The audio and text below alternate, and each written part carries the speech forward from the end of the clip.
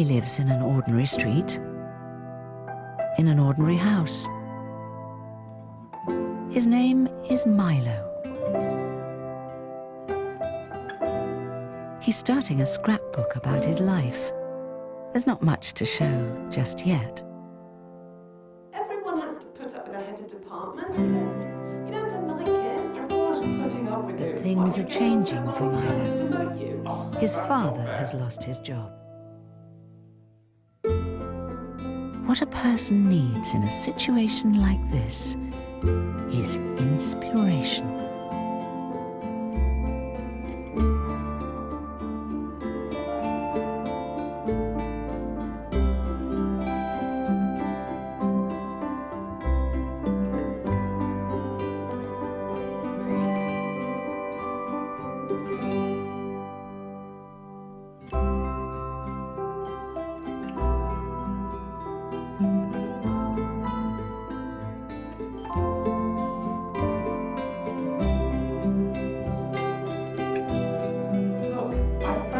Job. We'll have enough money coming in. We'll have to start all over again.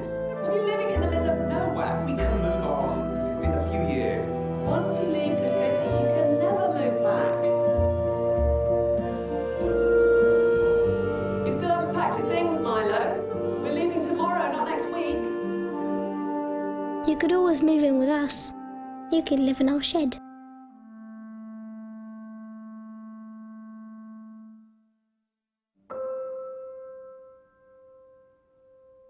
Peter Molyneux's name probably brings up many different emotions for many different people. Let's set aside some of those emotions and instead let's focus on the games. Molyneux worked on countless games over the past decades, whether at Bullfrog, where he helped create tons of theme-related games, among many others, or at Lionhead, overseeing titles like Black and White, Fable, and The Movies, a game that I still think is fairly underrated. As with most companies featured on this channel though, both Bullfrog and Lionhead weren't able to avoid the cancellation of titles. Ignoring once again those features that were cut in production, we still have titles like Creation, Theme Movie Studio, Fable Legends, and Milo. At E3 2009, Microsoft announced Project Natal. The motion sensing camera, released as the Kinect, would ultimately be seen as nothing more than a fad, a gimmick, a pointless add-on. But at E3 2009, nearly all of us looked on with amazement as Natal seemed to give us a glimpse of a potential future for gaming without controllers. As the conference wound down, Peter Molyneux entered the stage with a project that would continue to be talked about for years to come. Project Milo, or Milo and Kate, promised to be a virtual boy that would not only respond to your commands and movements, but to objects in the real world and to emotions that you conveyed. That thing that's evolved in our hands and got more and more complex and got more and more buttons actually has been the biggest barrier to what we want to create. Because what we want to create is a connection to our worlds. And that's what I believe Natal does. And if you leave with anything today, then leave with this thought. What designers and what this industry does with Natal will change the landscape of games that we play. Polygon did a great piece on Milo, so I'm going to be careful and try not to retread too much on what they published, and rather focus on giving you all something a bit new. The video shown at E3 wowed the crowd, but questions did arise. What was it? Did it actually work? And was it even a game? Some of those questions, such as whether or not the project would be a full retail product, received mixed answers depending on when the question was asked and who it was asked to. Some at Lionhead did see it as a product that would come out, again with varying ideas of what it may look like, while others weren't nearly as confident that Milo would ever amount to something past a tech demo. One of the things that hasn't been mentioned quite as much since Milo's announcement is the fact that the press was allowed to play the demo behind closed doors, albeit a slightly different version than what was shown on stage, and rarely was any one person allowed to play the entire thing. Lionhead employees have long admitted that much of Milo was smoke and mirrors. It worked, yes, but only just barely. Milo could recognize certain things, certain sounds, names, and phrases, but moving outside of the script could lead to absolutely nothing happening. The video shown at E3 was pre-recorded, with the actress playing the demo once, with her interactions being recorded separately, and having her act out and imitate things the second time around so that the video would look decent for the stage audience. But Molyneux would finally show the game again, this time in a much different setting. During a TED Talk given in July 2010 at TED Global in Oxford, UK, Peter showed another player, Dimitri, playing a Milo demo. Interestingly enough, Dimitri, named after Molyneux's godson, was an early code name for Milo. I don't know if this was actually his godson playing, or just a playful nod, but I thought it was a fun fact.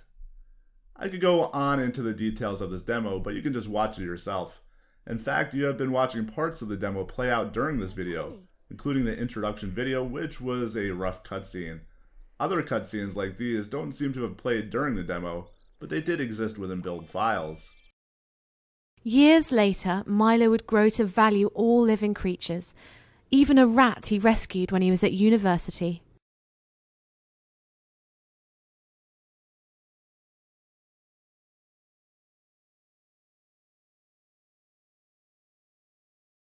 Years later, Milo would look back on his life and pride himself on being an unsentimental man. Again though, I did say that Polygon covered this title pretty well, so I want to take a look at the Kinect itself instead. The Kinect that Microsoft first announced, and the Kinect that consumers would get their hands on, were two different things. Years later, Milo would look back on his life and pride himself on his compassion for all living creatures. Initially, the Kinect included a 640 by 480 camera capable of recognizing not only skeletal movement, but movement down to individual fingers, including the possibility, although it was never confirmed, of American Sign Language support. In August 2010, just months before the Kinect's release, the hardware was downgraded, likely to meet the cost targets that Microsoft had set. Articles from this time period mentioned that the camera was downgraded to 320 by 240, an obvious downgrade, which could no longer detect individual finger movement. But as always, things don't seem to be quite that simple. Those at the Open Kinect project, who worked on reverse engineering the Kinect, showed that the camera does indeed run at 640 by 480, so clearly that alone cannot be the difference. Instead, the articles do mention something else. What was described as a pricey hardware chip was removed from the final Kinect, leaving software, and thus the Xbox 360, to do the processing for the games. Notice when we go back to watch early Kinect footage, Microsoft was careful to hide the image of what the Kinect itself looked like outside of the usual press renders. The processing chip wasn't simply in the Kinect at the point of development. Instead, the camera unit itself was hooked into a processing box. Imagine a system not unlike the PlayStation VR with its external processor readying the image for the PSVR headset, minimizing the impact on performance. Microsoft downplayed the effect that this major change would have. Microsoft claimed that this change would use less than 1% of the 360's processing power, while TechRadar claimed 15%. That being the best case scenario, of course. Developers would note that this lowered tracking performance, but little beyond that was mentioned, likely tied to the non-disclosure agreements they signed. Final retail games would of course take this major change into account, so you wouldn't see the true effect this might have had on development for the platform. But Milo wasn't a final retail game. It was being developed at the same time that these changes were being made. With final hardware a ways off, developers were kind enough to include controller support for an early build of Milo. While using the controller, performance was pretty okay for something still under development. It seemed to be aiming for close to 30 frames per second, but even when that was falling short, it wasn't completely offensive. Plugging in the retail Kinect changed things. For the Kinect to be initialized properly, an older beta version of Microsoft's dashboard and Kinect software was needed. Being pre-release, at least some of the issues could be attributed to that.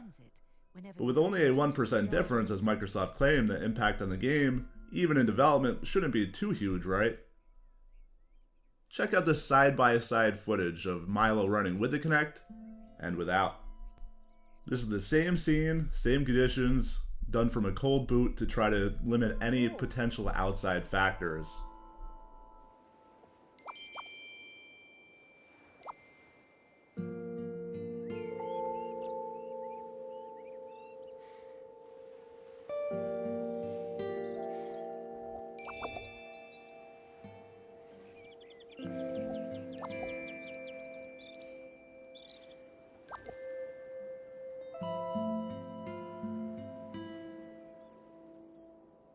Penny.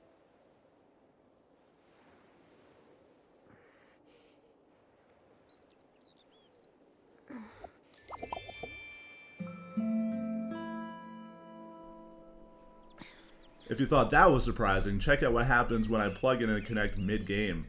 Once the Kinect gets started up, things tank quite quickly. What's he got in here anyway? Bricks?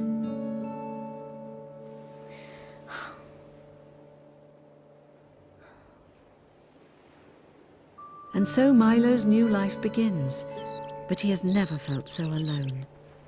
Every time you help him, his future will... We can tell that the Kinect, even though it likely isn't a version that is 100% accounted for in the software, is at least partially working. Look closely at the bubble. We can see that the camera is active, even if the skeleton recognition is struggling to function properly. Even if we factor in those issues on top of everything else, this isn't a simple 1% decrease in performance.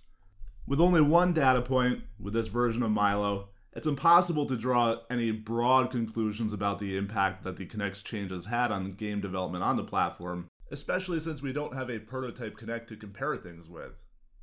But it does bring up an interesting discussion point that I think warrants more research in the future. The hope is that after this video comes out, other Kinect developers can reach out and let me know what effects that the Kinect changes had on the development of their games. In a bit of a Hail Mary, I reached out to Peter Molyneux, and in what was a bit of a complete surprise for me, he was willing to talk about the work on Milo, among other projects which we'll be covering in the future. Would Milo have been everything that was promised? Well, most likely not. I've gone back and read much of the press about Milo, and setting aside some of the usual hyperbole and hype about what they wanted Milo to do, the game in detail really wasn't discussed all that much. Instead, it was left to our imagination, which took off and rocketed the hype out of this atmosphere. As with many projects seen on this channel, this one was certainly full of potential. Unlike some of those others though, Milo presented unique challenges that made it a bit more obvious why it was likely cancelled. Lionhead did toy with integrating cloud computing with Milo, allowing the game to learn what others were doing and saying so that the software could be improved and some of those challenges could be overcome. But with the internet being what it is, all involved were worried that Milo might actually learn some things that maybe shouldn't be repeated by a little kid. Peter Molyneux would go on to leave Lionhead shortly after Milo was cancelled. Some of the work was integrated into Fable The Journey, a Kinect version of Fable that really wasn't all that great.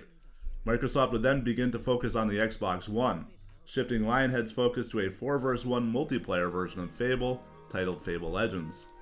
I won't lie, the game started out very poorly, but as time went on, the game was shaping up to be something that would have been at least a bit of fun for a small period of time. Microsoft, however, didn't see the potential in the project to actually make money, and not only canceled Fable Legends, but has shuttered the historic studio for good. Fable Legends is in itself a story for another day. But wait, there is more. Hidden in the files of the early prototype build of Milo, there are some other parts of the game which, while a lot less polished as you can see, almost laughably so, they do indicate some of the direction that the game may have taken. The player would be able to move Milo around his environment. This reminds me of the old point-and-click adventures, just instead of using a mouse or a controller, you would use your body and arms to direct Milo where you wanted him to go.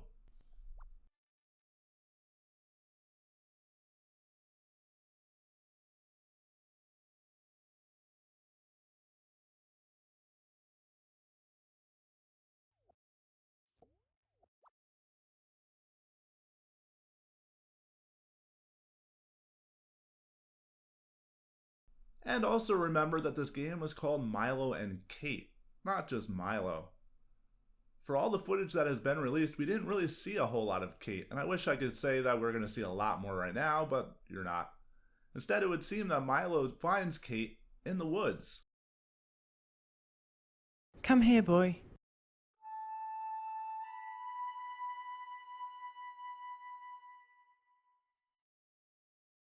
Come here, boy.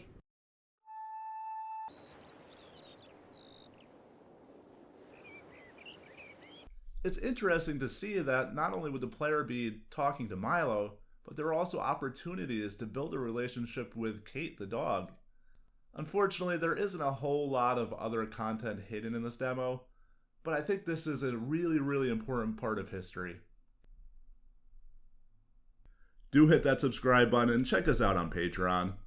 I've added a new tier on Patreon that gives you access to a private Discord chat. Feel free to come by, stop in, and talk about whatever you want to talk about, whether it's game development, games in general, or some other thing. Until next time, thanks for watching.